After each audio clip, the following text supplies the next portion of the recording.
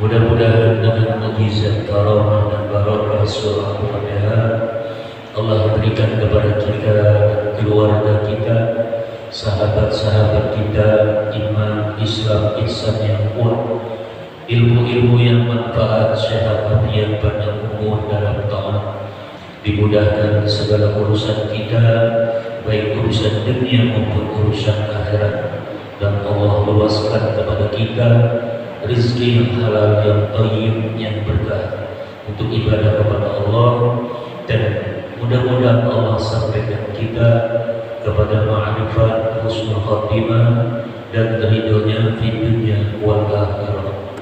Sekaligus pada hari juga kita tujukan untuk arwah almarhum dan almarhumah, orang tua kita, keluarga, sang pemilik, para guru dan para alim ulama yang telah pulang ke rahmatullah.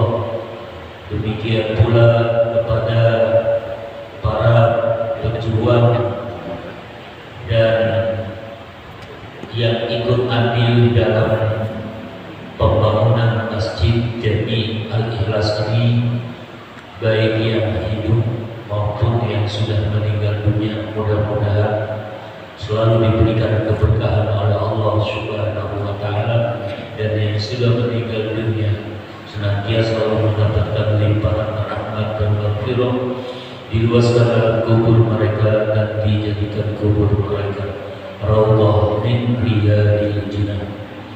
Lillahi ta'ala bidil jami'a wa la hadratil nabi Muhammadin sallallahu alaihi wasallam wa alihi wa sahbihi wa azwajihi wa dzurriyyatihi radhiyallahu anhum wa ila jami'il anbiya wal mursalin wal malaikatil muqarrabin wal awliya'il 'arifin al muhaqqiqin wal ulama'il 'amilin wa syuhada'i was salihin ila hadrati amina adam min hawa ila harisina hadir al muslat wassalam ila hadrati syuhada mawliya sayyidina Qadir Jilani ila hadrati syuhada mawliya sayyidina Hasan Sajidi ila hadrati syuhada mawliya Syekhaudina Naqsabandi ila bisyaratin Abdul Razak Al-Masih wa Sayyid Al-Salam ila bisyaratin Hudari bin Asad wa Subah Al-Jalu ila bisyaratin Mawqi Al-Mushtaqin bin Syekh wa bisyaratin Mawqi Abdul Jalil Al-Mustaqin ila bisyaratin Ashbullah Al-Mazaki ila bisyaratin Haji Muhammad Syafi'i ila bisyaratin Syarafuddin Abdul Jalil Al-Mustaqin wa usulihim wa umurihim masyayihim wa talamizihim wa zawjatihim wa man intasaba ilayhim qaddasallahu asrarahum wa radiyallahu anhum bil jami'i arwahi abaina wa ummahatina ajdadina wa jaddatina wa amanina wa amatina wa akhwalina wa khalatina wa liman haqqun alaina masyayikhina mu'allimina wa asatizatina wa ila jami'il muslimin wal muslimat wal mu'minin wal mu'minat al-ahya'i minhum wal amwat syai'un lillahi lana wa lahumul Fatiha. A'udzu billahi minasyaitonir rajim. Bismillahir rahmanir rahim. Alhamdulillahi rabbil alamin. Ar-rahmanir rahim. Maliki yaumiddin. Iyyaka na'budu wa iyyaka nasta'in. Ihdinas siratal mustaqim. Siratal ladzina an'amta 'alaihim ghairil maghdubi 'alaihim waladdallin. Rabbighfir lana wa liwalidina. Qala bismillahirrahmanirrahim. Ad-darsus sabi'u fi fadli talabil ilmi. Pelajaran yang ketujuh tentang keutamaan menuntut ilmu atau mencari ilmu. Qala Allah Ta'ala, telah berfirman Allah Ta'ala yang maha tinggi, qul, katakan ya Muhammad, hal yastawil ladzina ya'lamun wal ladzina la ya'lamun. Katakan ya Muhammad, apakah sama orang yang berilmu dengan orang yang tidak berilmu? Wa qala ta'ala, dan Allah berfirman lagi, yarfa'illahu alladhina amanu minkum walladzina utul ilma darajat. Allah akan mengangkat derajat orang-orang yang beriman di antara kalian dan orang-orang yang diberikan ilmu dengan beberapa derajat. Wa qala ta'ala innama yakhshallaha min ibadihil ulama. Sesungguhnya yang takut kepada Allah di antara hamba-hambanya al-ulama, yaitu ulama. Bapak-bapak dan saudara-saudara hadirin jamaah taklim yang dimuliakan Allah. Sekarang kita memasuki pelajaran yang ketujuh tentang keutamaan mencari atau menuntut ilmu atau ngaji atau belajar agama. Pada kajian yang lalu kita sudah selesai membahas tentang ayat-ayat dan hadis-hadis yang terkait tanda-tanda cintanya Allah kepada hamba. Sebelum saya terangkan tentang keutamaan ilmu, saya sampaikan dulu ikhtisar, ringkasan ya, sebagai saripatin biar masih nyangkut gitu loh Pak ya. Jangan sampai yang udah kita kaji ya lepas begitu aja. Ya kan kita kan banyak kerjaan, banyak aktivitas. Kadang-kadang yang model-model begini itu suka apa? Lupa ya, hilang begitu aja. Jadi intisarinya tentang tanda-tanda cintanya Allah kepada hamba, bahwa kita senang berbuat baik ya, beramal soleh, beribadah, senang zikir ya, dan senang kepada orang-orang yang baik ya, senang kepada orang-orang soleh. Itu juga tanda Allah itu cinta kepada kita. Nah kemudian upaya kita supaya mendapatkan cinta, tentu cinta yang besar dari Allah kepada kita, itu jalan yang harus kita tempuh. Pertama, yang wajib-wajib kita jalani dulu ya, jangan yang sunnah dicecer, yang wajib dilepas. Ini kan kadang-kadang suka salah kaprah. Jadi yang wajib-wajib ini baik yang sifatnya zahir maupun yang sifatnya batin, terutama yang ada di dalam rukun Islam yang 5 perkara itu kita mantengin tuh. Yang pertama, yang kedua yang ada di dalam rukun iman yang 6 perkara itu juga kita mantengin ya. Yang ketiga yaitu yang ada di dalam ihsan. Di dalam ihsan itu kan ada 2. Itu sifatnya pilihan ya, artinya kita mau di posisi yang mana di ihsan. Ihsan itu kan posisi pertama, beribadah, mengabdi kepada Allah dengan betul-betul kita melihat dengan mata hati. Melihat siapa? Yang melihat Allahnya, tapi dengan mata hati itu ya. Karena kan bahasa Nabi, seakan-akan kamu melihat dengan mata kepala, seakan-akan, berarti kan enggak beneran. Kenapa enggak beneran? Karena memang mata kepala ini ya kapasitasnya sangat kecil sekali. Jadi nggak bisa untuk melihat Allah di alam dunia, kecuali nanti di akhirat. Itu pun kalau masuk surga. Kalau nggak masuk surga ya nggak bisa.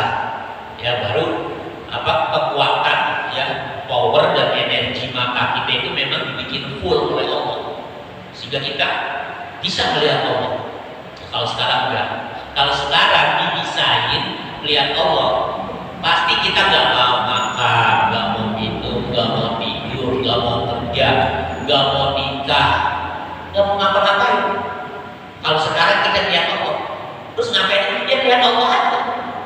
Pengennya tuh lihat Allah. Sebab siapapun kalau udah lihat Allah, dia nggak akan berpaling lagi kepada yang lain. Orang nanti di akhirat itu di surga, bidadari banyak banget, itu cakep banget. Kalau cewek-cewek kita di dunia ini, ya kan, ada 1 juta cewek cantik kemudian disandingkan dengan satu bidadari, kalah tuh. Ya, ribuan wanita-wanita cantik di dunia kalah, apalagi bini kita, gonya nampok, ya, kalah ya sama bidadari.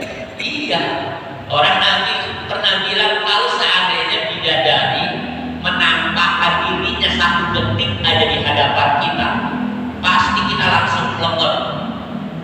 Kok lenger? Dia saking apa ya?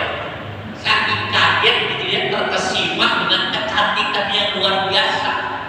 Iya, lenger kita malah nggak kuat. Tuh, kalau dia nampakin hidungnya sebentar aja. Nah, bidadari yang begitu banyak di akhirat, yang kita nanti itu masing-masing ada yang dijagain 10, 20, 30, ada yang 100, 200, maunya berapa? Maunya berapa? Ngomong. 1000, ya, gak kewalahan, kagak ada kewalahan di surga. Ya kan, berapa ribu bidadari, gak ada kewalahan. Kalau di dunia aku ada kewalahan. Iya kan? Iya. Nah itu semua bidadari, makanan, minuman yang serba nikmat, serba lezat. Ketika kita melihat Allah, itu semuanya musnah, kelezatan itu hilang. Yang ada kelezatan melihat Allah. Makanya target kita kalau kita pengen surga, ya tetap yang pertama, yang utama bukan surganya, tapi melihat Allahnya, gitu ya. Dan ini pun jangan disimpulin berarti Allah ada di surga ya. Udah, kitanya lihat Allahnya di surga, tapi Allahnya di dalam surga. Udah. Terus di mana? Di luar. Udah. Lah terus di mana? Udah, gak usah dipikir, lihat aja kan di mana. Jadi lihat aja ke Allah. Karena Allah itu kan tidak bertempat, jadi tidak bisa Allah itu ada di dalam, tidak bisa juga Allah dibilang di luar. Jadi Allah enggak di dalam, enggak di luar. Tuh, ya. Kayak kita dilihat matahari. Ya. Jangan kita beranggapan bahwa matahari itu ada di pulau Gebang. Kitanya memang di pulau Gebang. Tapi mataharinya di mana adanya? Juga. Nah itu baru matahari, bulan begitu juga. Ketika kita melihat bulan, jangan kita beranggapan wah berarti di Pulau Gebang ada bulan. Bukan bulan itu berada di Pulau Gebang, kita yang lihat bulan ada di Pulau Gebang. Bulan mana tahu? Dan gitu. Nah itu baru bulan matahari aja kita udah kadang-kadang agak sulit memahaminya ya. Apalagi Allah. Tapi itu perbandingan ya supaya kita paham dan jangan berkeyakinan Allah ada di dalam surga. Jangan. Ya. Jadi Allah itu tidak di mana-mana, tapi selalu ada dimanapun kita berada. Itu Allah. Ya. Nah, jadi kalau kita pengen mendapatkan proses cinta yang besar dari Allah, jalanin yang wajib, yang zahir, yang kayak sholat, gitu ya. Dan tadi yang ihsan itu, kalau belum bisa melihat Allah dengan mata hati, kita punya keyakinan Allah melihat kita. Jadi bukan kita melihat Allah, kita punya keyakinan Allah melihat kita. Kapan aja, di mana aja. Nah kalau sudah sampai tingkatan ini, insya Allah kita hidup itu lebih hati-hati, lebih terjaga, lebih terpelihara, dan insya Allah selamat dunia akhirat. Ya, kita kan seringkali melakukan dosa maksiat karena kita nggak sadar Allah lihat kita. Ya, ketika itu iman keluar. Itu nanti ada hadisnya. Kalau kita minuman keras, pada saat itu iman keluar dari ujung kita. Ya, karena kalau kita ini selesai minuman keras, udah gak mabok lagi, baru dia turun lagi masuk. Ya kalau kita berzina, kita mencuri, ketika kita mengerjakan maksiat, itu iman keluar dari ujung kita naik. Makanya kita hilang apa? Hilang kesadaran Allah melihat kita. Ya, ini harus kita jaga, jangan sampai iman copot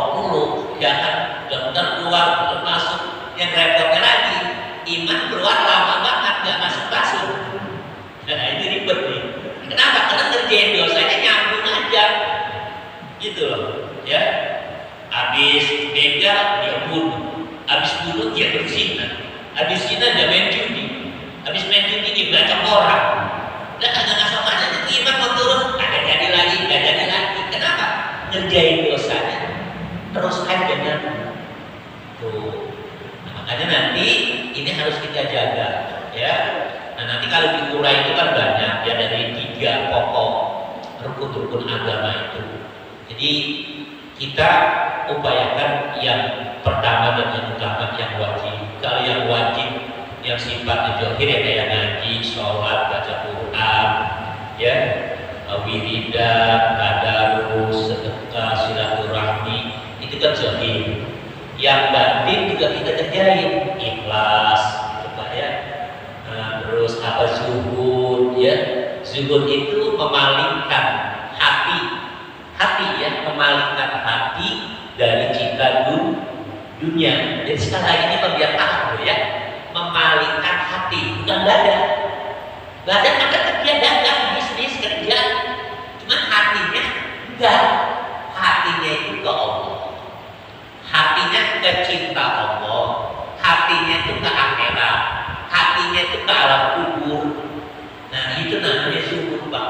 Jangan diartikan zuhud berpaling dari dunia, kemudian gak mau usaha, gak mau ikhtiar, tapi makan terus. Bagaimana? Ya kan? Jadi harus kerja. Umat Islam itu harus kerja, harus usaha, harus ikhtiar. Itu, ya. Kayak saya begini, ya. Saya itu usaha, ya punya usaha. Apalagi saya dipesan sama Kiai, kamu kalau urusan ekonomi, urusan dunia, jangan ngandelin ngaji, jangan ngandelin dakwah. Kamu harus punya usaha. Biar apa? Biar ngajinya, dakwahnya ikhlas. Jadi waktu ada acara, ya kan, diundang, tausiah sama amplop yang kecil, jadi enggak apa? Enggak kesel, enggak sewa, enggak butuh. Kenapa? Punya duit, kesedihan punya usaha, gitu.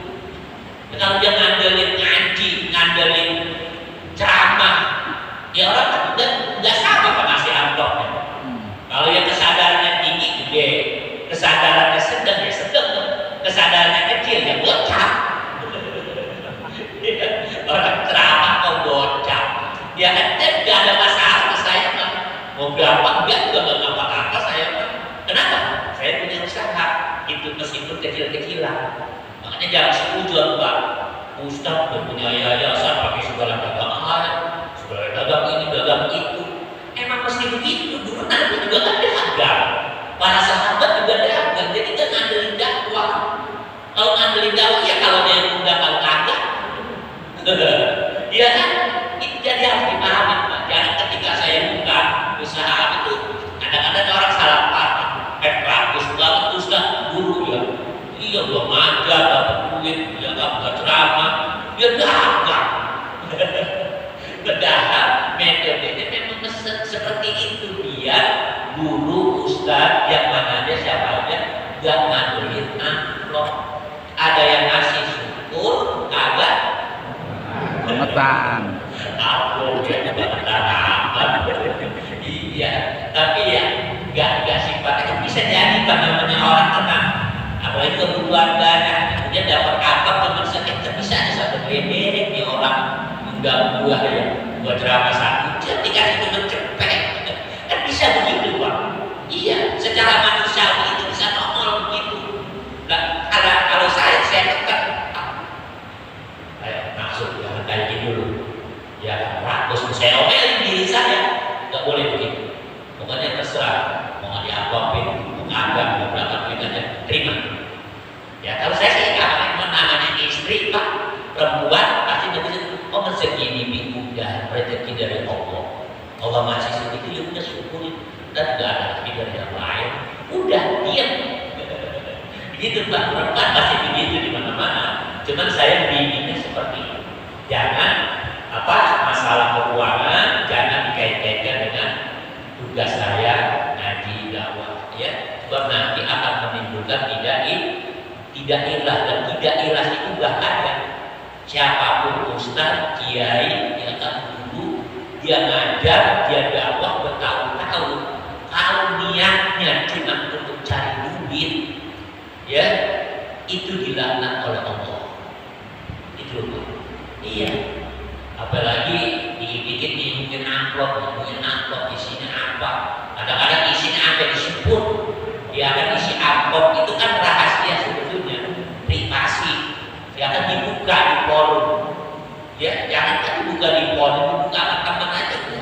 Saya pernah ada punya teman, ya Ustaz juga kalau diajar ngomong, tegasin sama saya Ustaz, kalau di masjid Agung udah berapa amplop dan astagfirullahaladzim dalam hati saya, tegasin dirinya. Ya, cuma kalau penting saya bilang begitu, ya.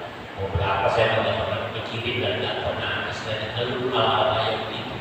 Yang penting saya menyampaikan tugas dan kewajiban.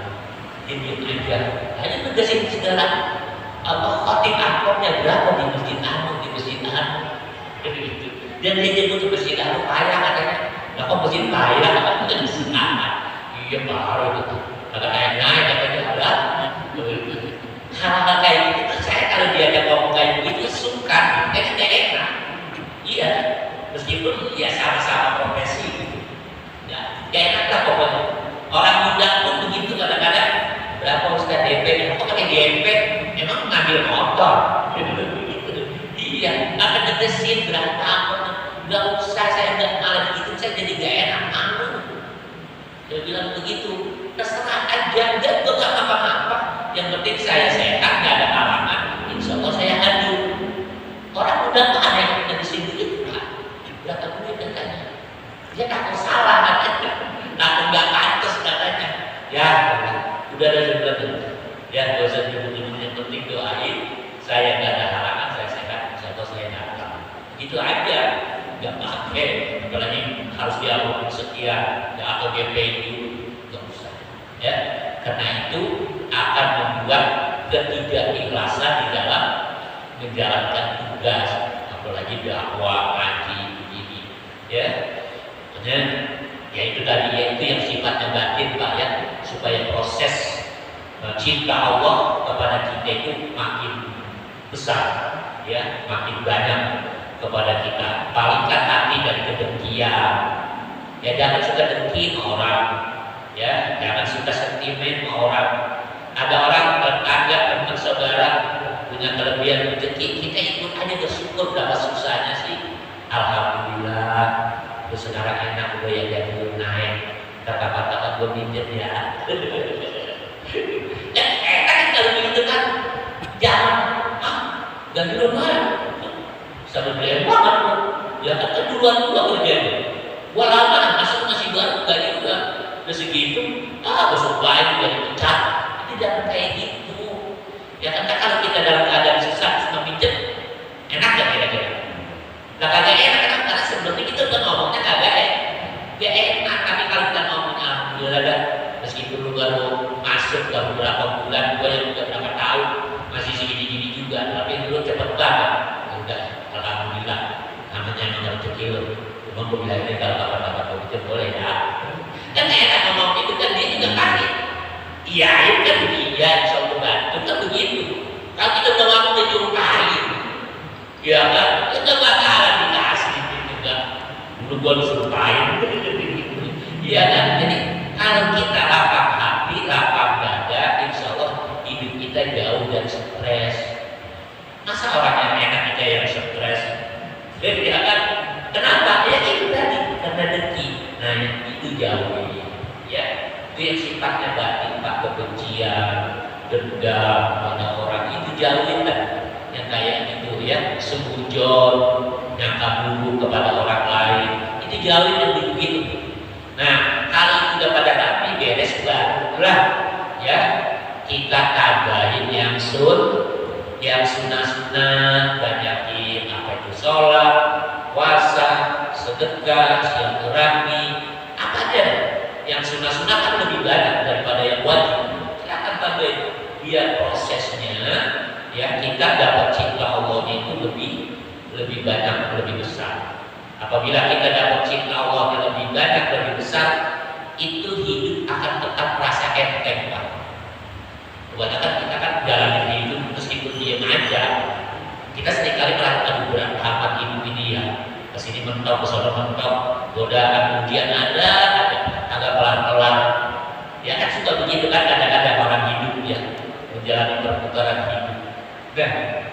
ketika kita menghadapi hal-hal kayak gitu, kita bawaannya rasanya kita slow, enjoy. Nah itu tandanya cinta Allah yang diberikan kepada kita banyak besar. Jadi efek cinta Allah kepada hamba itu luar biasa. Makanya dalam hidup ini ya terus aja ikhtiar, ya berusaha supaya kita sebanyak-banyaknya, sebesar-besarnya dapat cinta dari Allah. Usahakan jangan mati dulu kalau Allah belum cinta kepada kita, Pak. Karena sumber keriduan Allah itu dari cinta, Pak. Ya, dari cinta. Kalau Allah udah cinta, pasti udah ridho aja. Ya, andai kata nanti amal ibadah kita masih sedikit, udah sedikit banyak cacatnya, ya kan? Kalau Allahnya udah cinta sama kita, Allah senang-senang aja, Pak. Ridho-ridho aja. Ya, sholat kita, ya Allah sholat saya udah sedikit jelek. Paling Allah yang bahasa cintanya gitu, udah gak apa-apa, saya suka kok sama kamu. Jadi kalau udah dasarnya cinta, suka, apapun berapapun itu diterima aja, Pak, dengan senang hati. Tapi kalau nggak ada cinta, berapa banyak ibadah yang kita kerjain, ya cakep lah mungkin ibadahnya semuanya, tapi Allahnya nggak cinta sama kita, ya Allahnya nggak senang sama kita, ya percuma, semuanya ditolak. Tahajud ditolak, 5 waktu disolat, atau ditolak puasa, yang Ramadan ditolak, yang Senin Kemis ditolak, haji umroh ditolak semua, Pak. Kenapa? Allah nggak suka sama kita. Ya, ayo pancing Allah supaya senang, cinta, sayang sama kita. Yang ngaji dia jangan ngaji ini, ya yang lain-lain yang baik-baik kerjainnya. Nah itu saripati atau intisar, ya dari apa yang kita kaji pada beberapa minggu yang lalu tentang tanda-tanda cintanya Allah kepada hamba. Nah sekarang kita membahas tentang keutamaan ngaji, belajar agama atau menuntut ilmu. Dalam ayat ini pertama Allah nanya dengan lewat Nabi Muhammad, Qul hal yastawil ladzina ya'lamun wal ladzina la ya'lamun. Katakan, sama enggak orang yang berilmu dengan yang tidak berilmu? Apa jawabannya, Pak? Perlu dijawab? Ini pertanyaan, Pak. Ya, pertanyaan yang enggak perlu dijawab tapi perlu dipahami. Jadi dalam kata bahasa Arab, ya, Al-Quran maupun hadis, itu ada pertanyaan yang nggak perlu dijawab. Ya, samakah orang yang berilmu dengan yang tidak berilmu? Nggak perlu dijawab, nggak sama, beda, ya, tapi dipahami. Karena ini pertanyaan menunjukkan betapa utamanya, betapa mulianya orang yang berilmu. Ini pertanyaan yang maksudnya adalah perintah. Ya, jadi ada pertanyaan, tapi maksudnya itu perintah, Pak. Lu pada dengar gak sih? Itu nanya kan? Maksudnya apa? Dengerin, gitu, ya. Ada pertanyaan. Kenapa sih ini sampah mulu? Orang tua nih, kita anak namanya, ya kan? Kenapa sih ini sampah mulu? Itu kan nanya. Kenapa, Pak? Apa jawabannya? Ya nggak perlu dijawab. Ambil sapu sama pengking, bersihin. Itu maksudnya dulu. Maksudnya bersihin sampah. Begitu. Ini namanya sastra, ya. Ilmunya ilmu balaghah.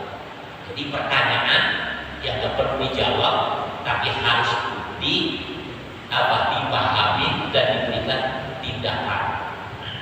Ini sama, ya. Jadi ketika Allah bertanya, apakah sama orang yang berilmu dengan yang tidak berilmu? Maksudnya kita suruh belajar, suruh ngaji, ya, suruh mencari ilmu. Udah beda kan ini jelas beda, ya kan. Orang buta sama orang melek sama kan? Gitu, ya kan. Enakan melek apa enakan buta? Enakan melek, semuanya kelihatan. Kita jalan juga nggak perlu ragu-ragu, nggak perlu sasar susur, ya kan, nggak perlu apa namanya tangan meraba sini meraba sana, nampakannya jelas. Tapi ketika kita buta, ya kan, bagaimana kita lihat jalan orang buta, ya kan, kakinya dikit-dikit nang dulu, entasnya cuman ada lubang apa enggak, tangan gini ada tiang apa enggak, jangan tiang listrik lagi, tidak begitu, pasti begitu. Nah begitu pula kita dalam hidup ini, orang yang berilmu pasti dia akan melihat sesuatu terang. Oh ini halal, oh ini haram, oh ini wajib, oh ini sunnah, oh ini makruh, jelas semuanya. Itu mau ke masjid, aduh bagaimana ini ke masjid ya? Kalau yang gak berilmu kan nonton aja.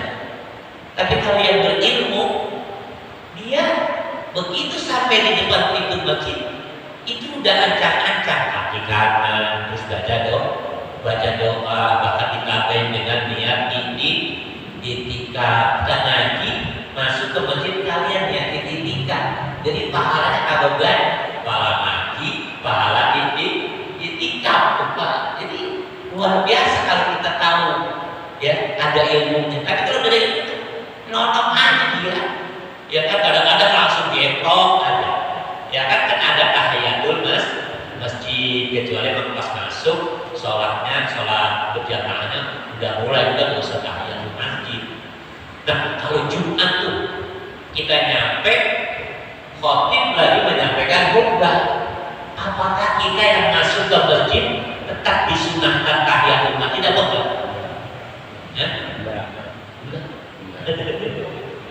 Enggak. Dari mana tahunya enggak? Ya, tetap disunahkan, ya, disunahkan tahiyatul masjid. Cuma diajukan dipercepat, ya. Fatihah aja nggak usah pakai surah, rukunya tasbihnya sekali aja, sujudnya begitu. Jangan malah lama berapa kali udah selesai. Agak sholat Jumat udah selesai, dia masih tahiyatul masjid. Jadi dipercepat aja Pak, ya, sholat sunnahnya dipercepat, tetap disunahkan, ya. Nah kemudian kalau umpamanya nggak mau ngerjain, langsung duduk boleh, ya boleh kok, sunnah itu kok. Cuman kan amalnya dikerjain.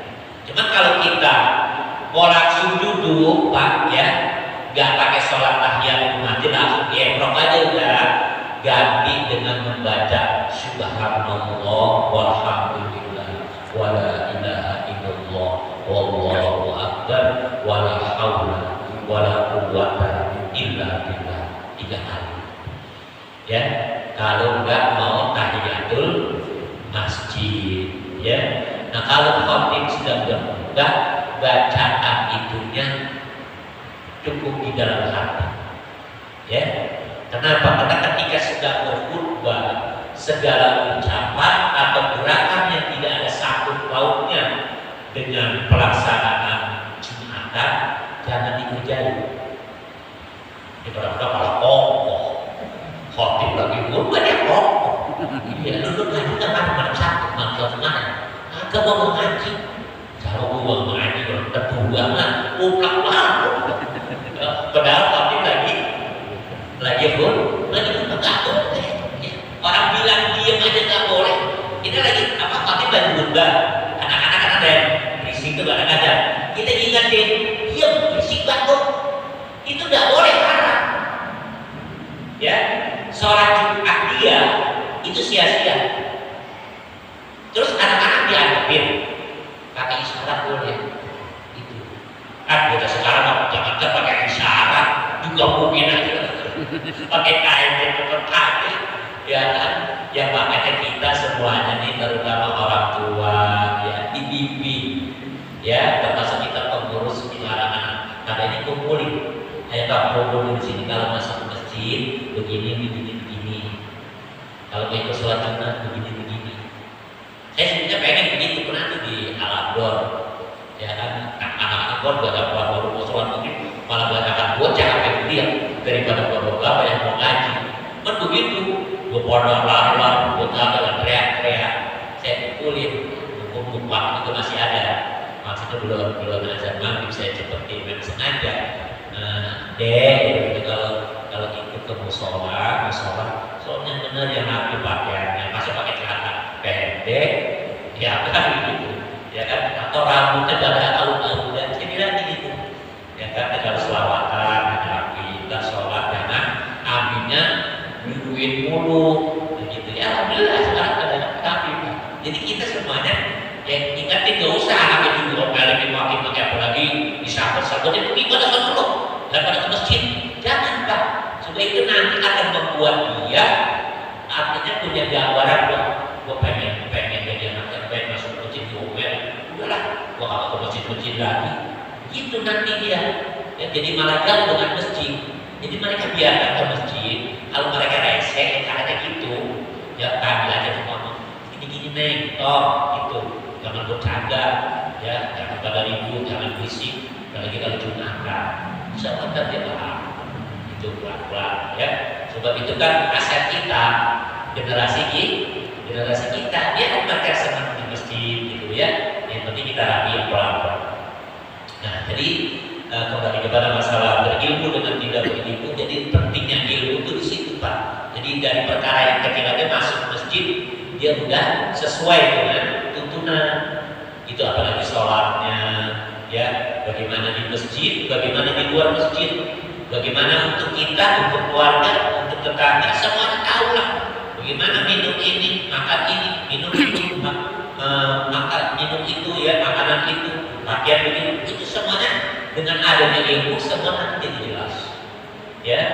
Ketika kita ngomong ya kan, kita ngomong secara khusus yang Pak Mata bagaimana ketika ngomong di depan forum juga bagaimana, semua ada aturan ya. Kita dagang bisnis ya, kita di jalan, kita di di pasar, itu semuanya ya ada ilmunya, dia sesuai dengan tuntunan agama kita.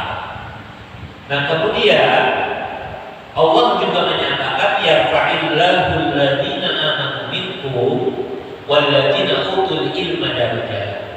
Allah akan mengangkat derajat orang yang berilmu ya, orang yang beriman di antara kamu dan orang yang diberikan ilmu. Derajatnya Pak, kalau kita ngaji, kita dapat ilmu, ditinggikan derajat kita. Makanya nanti di akhirat ya, setelah para nabi, para rasul yang memberikan syafaat, itu para ulama ya, para ulama guru-guru itu nanti diberikan hak prerogatif oleh Allah untuk memberikan syafaat melalui komando Nabi ya. Jadi ulama-ulama dikumpulin, guru-guru dikumpulin, kamu punya jamaah, punya murid, punya rombongan mana, jamaah mana, Al-Ikhlas malam Sabtu, mana dia orangnya, panggilin ya, tadi itu Pak semuanya. Nah kan diantara kita ya, ini untuk bapak-bapak saudara di hadapan saya di hadapan guru saya, kalau saya salah, saya banyak dosa ya, saya akan bermohon kepada guru saya, kepada kiai saya, tolong berikan syafaat kepada saya guru kiai, saya banyak dosa, saya banyak salah, mintakan kepada Allah ampunin saya itu. Nah tak ada bapak saudara-saudara ya kan, punya dosa pada saya kan ngomong sama saya, jadi tolong minta ampun kepada Allah dulu Ustaz. Iya ya, nah kalau bapak punya pengikut lagi begitu aja terus, jadi istilahnya berantai. Nah ini kan ribet kalau yang nggak punya guru gitu, dan kalau ngaji kalau punya guru nggak mau ngaji ya. Makanya penting ngaji, penting kita punya guru ya. Kalau kita nggak punya guru nanti kita di sana dewek-dewek sendirian ya kan, mondar mandir bingung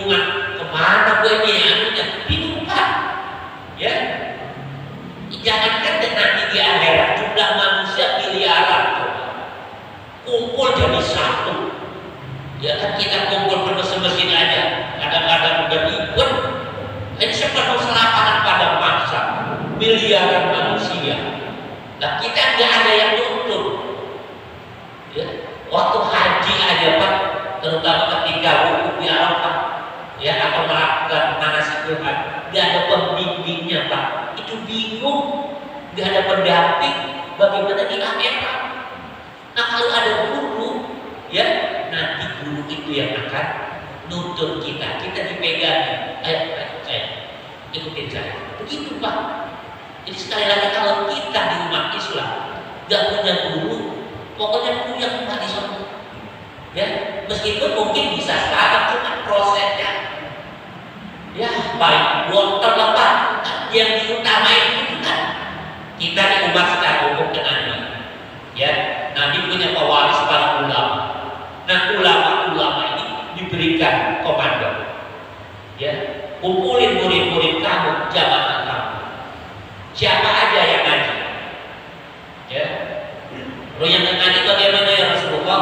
Belakangan. Yang nggak ngaji itu belakangan nggak punya guru belakangan. Tetap di prospek paling bontot. Udah mabok lah kita di sana. Ya kan? Tapi kalau tidak ada guru, insya Allah kita selamat itu.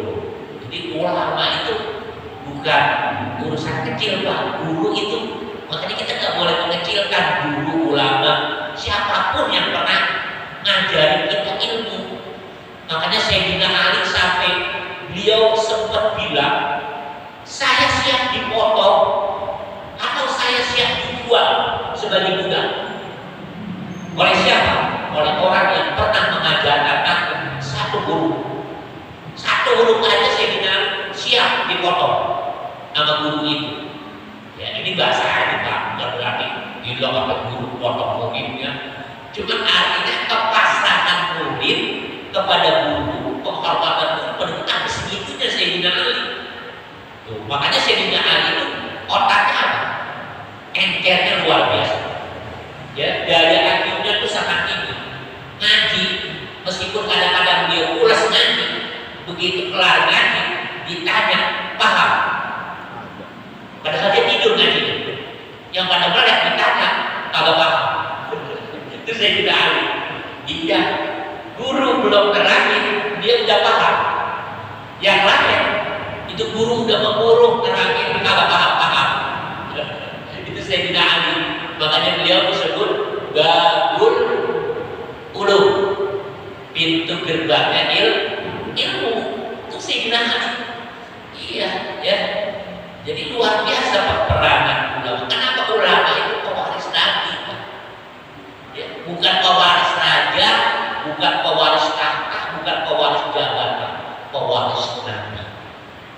Ya, cuma nanti di dalam menerima warisan, ya kayak orang tua meninggal, kan jatahnya anak laki gak sama dengan anak perempuan. Kalau seorang suami istri juga jatahnya beda. Andai kata nanti gak ada anak, ya kan lompat ke saudara, itu juga gak sama. Itu juga ulama. Nanti ulama itu gak sama Pak, dapat warisan dari nabinya. Ya, ada yang gede dapatnya, ada yang sedang, ada yang kecil. Ya, nah, tapi yang jelas secara umum Nabi bilang al ulama warasatul anbiya. Ulama itu pewaris para nabi. Jadi siapapun yang namanya ulama, kita berkewajiban menghormati. Tapi ulamanya begitu. Nah, kadang-kadang sudah begitu ya. Ulamanya begitu. Kenapa? Ya begitu. Adapun ulamanya kayak saya umpamanya gini Pak. Ada yang salah, ada yang jelek, ada yang dapat. Itu kan urusan saya sama Allah. Urusan kita, ya kan, yang nanti tetap hormati guru. Ya, semuanya siapapun gak harus sama dengan orang tua. Hormat ke orang tua, bakti ke orang tua. Tapi bapak-bapak bader. Ya kan, bapak-bapak gak pernah ibadah, apa perlu dihormati? Apa tetap kita berbakti? Tetap hormati. Meskipun kita punya orang tua gak pernah sholat, gak pernah ibadah, hormat. penting kita tetap wajib berbakti orang tua. Urusan dia nggak mau ibadah, itu urusan dia dengan Allah. Urusan kita anak adalah hormat, wajib berbakti pada orang tua. Begitu juga istri, wajib hormat bakti ke suami. Oh, ya, taat sama suami, hormat sama suami. Taat orang suami bagaimana tak? Suami saya mabuk mulu, main judi mulu, main perempuan mulu. Nah, kan biasanya istri kalau menyalahkan kayak gitu kan, dia alasannya nggak mau hormat, nggak mau bakti kan itu. Nah itu nggak benar. Jawaban yang benar, tetap wajib hormat, wajib berbakti, tetap jadi istri yang solehah. Ya, suami yang mabuk gak pernah ibadah itu urusan dia dengan Allah. Nah itu Pak, ini semua perbandingan. Yang paham, ya jangan nanti kalau nggak paham kan susah Pak. Ya kan nanti tidak akan jadi salah. Ya kayak tadi kita ada seorang guru, seorang ulama, ya kan kelakuannya kayak begitu, ya kan nggak pantas, akalnya jelek. Ya itu urusan dia sama Allah. Urusan kita tetap hormat kepada ulama. Itu jangan dibawa-bawa. Ya kan gara-gara dia begini begitu, kemudian kita malah kagak bawa masalah. Ngapain dia jangan? Ya kan namanya manusia biasa Pak ya. Ulama, guru, ustadz, kiai kan manusia biasa. Ya emang mereka sama Pak ya. Jadi kita harus bijak ya. Jadi pernyataan Allah, kita semuanya kalau kita belajar ngaji seperti ini, dapat ilmu dikit-dikit, insya Allah derajat kita diangkat oleh Allah ya. Kalau derajat kita yang angkat Allah itu abadi ya, awet Pak, gak bakalan hilang. Tapi kalau derajat kita diangkat manusia ya ada batasnya ya. Setinggi apapun jabatan kita, derajat kita, ya kan, semuanya ada masa akhir periode, ada habisnya, ya kan, nggak ada yang selama-lamanya. Tapi kalau sudah Allah yang angkat derajat kita, itu abadi dari dunia sampai akhir. Ya, nah demikian kajian kita malam hari ini. Mudah-mudahan Allah berikan kepahaman kepada kita dan dapat kita jalankan kewajiban kita untuk terus ngaji, belajar menuntut ilmu agama, yang mudah-mudahan Allah angkat derajat kita dunia dan akhirat. Lillahi ta'ala al-Fatihah. A'udzubillahi minasyaitonir rajim. Bismillahirrahmanirrahim. Alhamdulillahirabbil alamin arrahmanir rahim maliki yaumiddin. Iyyaka na'budu wa iyyaka nasta'in. Shiratal mustaqim. صراط الذين أنعمت عليهم غير المغضوب عليهم ولا الضالين. إلهنا الكريم بسم الله الرحمن الرحيم. الحمد لله رب العالمين. اللهم صل على سيدنا محمد وعلى آل سيدنا محمد. ربنا زدنا علما نافعا وارزقنا فهما كاملا. اللهم علمنا وفهمنا لا إله إلا الله وبسر لا إله إلا الله. ربنا آتنا في الدنيا حسنة وفي الآخرة حسنة وقنا عذاب النار. وصلى الله على سيدنا محمد وعلى آله وصحبه وسلم والحمد لله رب العالمين. السلام عليكم.